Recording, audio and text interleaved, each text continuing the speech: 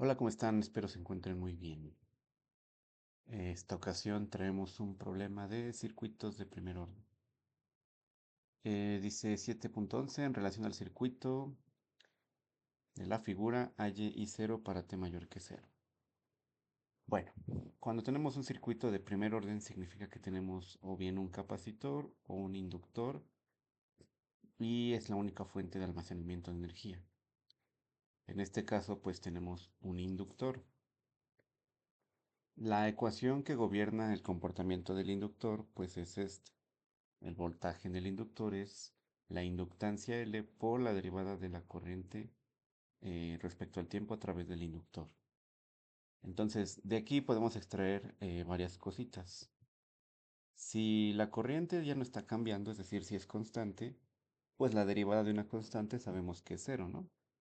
Eso sucede cuando el circuito llega a estado estable, es decir, ya no cambia con el tiempo.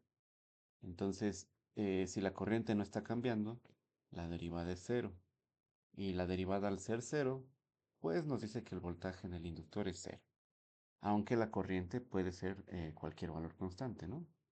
Eso quiere decir entonces que donde había la inductancia, lo vamos a sustituir por un cortocircuito, es decir, un cable.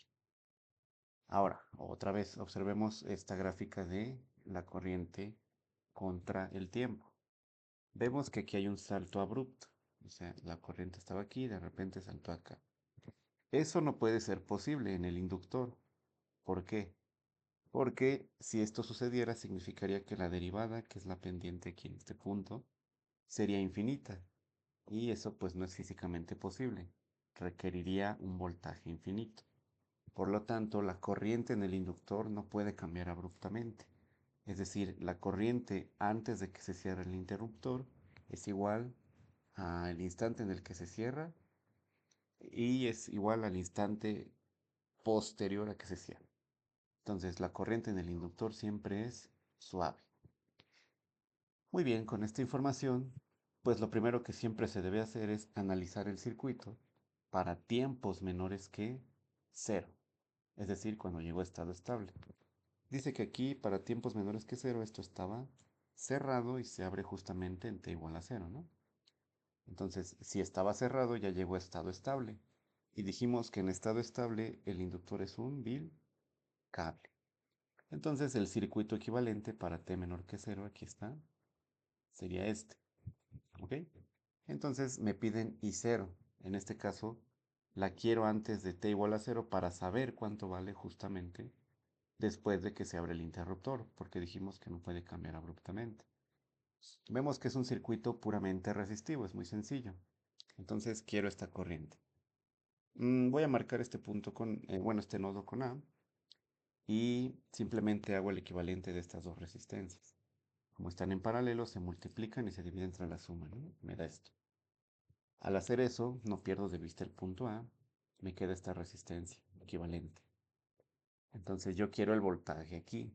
¿Para qué? Para hacer nada más ley de Ohm, porque el voltaje en A, que es este, es el mismo que el que está aquí, entre esta resistencia, porque están en paralelo.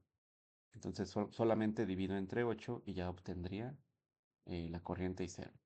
Por eso estoy buscando este voltaje en A. Es muy sencillo, es un simple divisor de voltaje.